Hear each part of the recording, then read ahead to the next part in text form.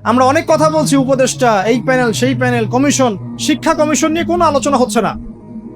শিক্ষা কমিশনটা গঠন করা হচ্ছে না, সেই প্রাচীন কমিশন আবার ইম্পোজ করার চেষ্টা করা হচ্ছে।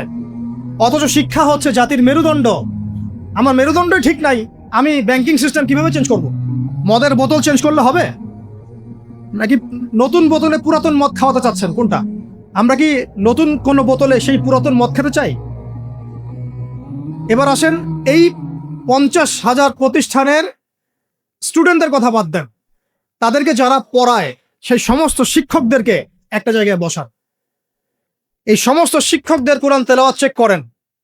এদের 90%, তাদের 90% কোরআন বিশুদ্ধ করে তেলাওয়াত করতে পারেন। তারা আপনার বাচ্চার শিক্ষার দায়িত্ব নিয়েছে। আমার বাচ্চাকে এমন একজন টিচার পড়ায় যে আল্লাহর কিতাব পড়তে পারেন, যে মুসলিম। আমি অমুসলিমদের কথা বলছি না, এখানে কোনো অমুসলিমদের কিনা আলোচনা হচ্ছে না।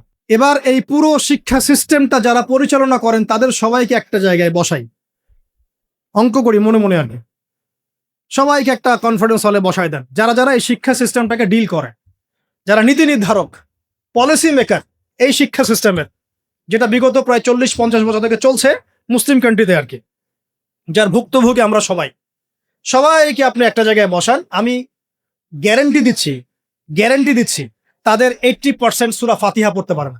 আর এই যদি হয় একটা মুসলিম কান্ট্রির অবস্থা, তাহলে আমাদের এই যে লক্ষ লক্ষ না কোটি কোটি ছেলে, কোটি কোটি মেয়ে, হাজার হাজার স্কুল, লক্ষ লক্ষ কলেজ, এই আপনার প্রাইমারি স্কুল, হাই স্কুল, বেসরকারি স্কুল, ইউনিভার্সিটিস, এখানে তো মিনিমাম কোটি কোটি মানুষ পড়াশোনা করছে।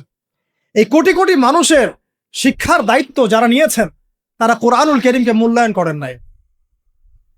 এই কোরআন বিবর্জিত, সুন্নত বিবর্জিত, সিরাত বিবর্জিত, ইসলামের নীতি নৈতিকতা বিবর্জিত একটা শিক্ষা ব্যবস্থা কিভাবে একটা জাতিকে ইসলামী রাষ্ট্রের দিকে নিয়ে যেতে পারে, এটা আপনাদের কাছে আমার প্রশ্ন।